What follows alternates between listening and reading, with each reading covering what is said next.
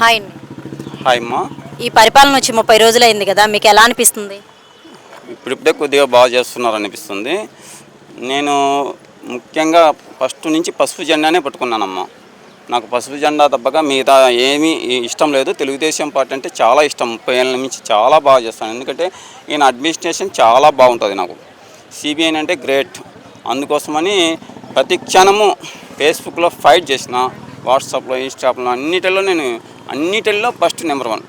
అదేవిధంగా ఈ విధంగా ఫైట్ చేస్తున్న ఈ పోయిన ప్రభుత్వం ఉంది కదా, ఆ ప్రభుత్వంలో 5 ఏళ్ళు నేను పూర్తిగా ఫైట్ చేయడం ఈ మధ్యలో వాళ్ళు నన్ను అటాక్ చేసినారు, చంపడానికి కూడా ప్రయత్నం చేసినారు.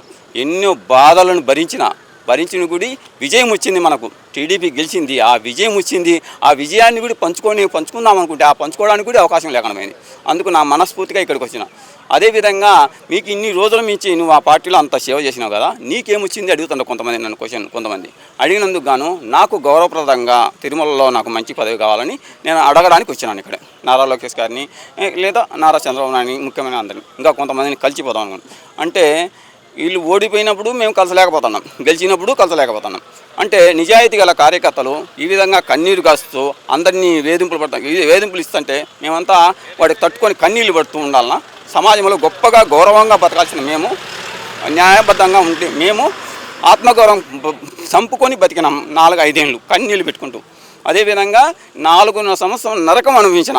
నాకు పంచాయతీరాజ్ డిపార్ట్మెంట్లో కంప్యూటర్ ఉద్యోగం ఇస్తే జీతం కూడా ఇవ్వలేదు. నేను టీడీపీ పార్టీ ఒక అభిమాని, కార్యకర్తనని అన్నిటిని కన్నీళ్లను నా దిగముని ఫైట్ చేసిన. నేను రియల్ హీరోగా ఫైట్ చేసి డెమోక్రసీ హీరోగా నిలబడినాను. అందుకు నాకు real democracy heroes Lokesh Nara Chandrababu Naidu వాళ్ళిద్దరిని కలిసిపోదామని ఖచ్చితంగా వచ్చినాను. చాలాసార్లు ప్రయత్నం చేసిన, విఫలమేమైనా ఖచ్చితంగా ఈరోజు కలుద్దామని వచ్చిన. కానీ చాలా అన్యాయం జరిగింది. నాకైతే మా తల్లిదండ్రులను, మా తమ్ముళ్ళని ఎంతో వేధించింది. ఇప్పుడు మన ప్రభుత్వం వచ్చినా వేధిస్తున్నారు. అంటే సమాజంలో వేధింపుల పార్టీగా పోయిన పార్టీ ఉంది, సమాజంలో రౌడీల పార్టీ. బాబు గారి పరిపాలనకి జగన్ గారి పరిపాలనకి తేడా ఏంటండి? చాలా డిఫరెన్స్ ఉందమ్మా. అది పనికిరాని పార్టీ అనుకో ఒకసారి, ఇది పనికొచ్చే పార్టీ. మన సమాజంలో ప్రజలకు మంచి సేవ చేసే పార్టీ. ఎందుకంటే నేను మనస్ఫూర్తిగా నాకు ఇష్టం ఉంది, కానీ ఆ విజయంలో నేను పాలు పంచుకోవాలని నా బాధను వ్యక్తం చేసి నా యొక్క అర్జీని ఇద్దామని వచ్చిన. అవకాశం కూడా ఈరోజు రాలేదని నాకు చాలా బాధగా ఉందమ్మా.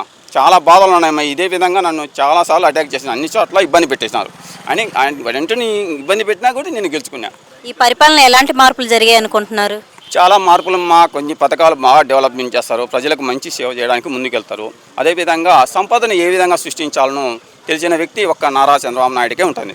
అభివృద్ధిని ఎంత గొప్పగా చేస్తారంటే అభివృద్ధి మాంత్రికుడు అనవచ్చు మనం. సమాజంలో అభివృద్ధి మాంత్రికుడు అంటే అభివృద్ధిని చక్కగా చేస్తారు. ప్రజలకు ఏ విధంగా మనం వాళ్ళ సత్ఫలితాలను కానీ సంపదను కానీ ఏ విధంగా ఇవ్వాలనేది చాలా గొప్పగా ఉంటుంది. పవన్ కళ్యాణ్ గారి గురించి ఒక మాటలో చెప్పాలంటే ఏం చెప్తారండి?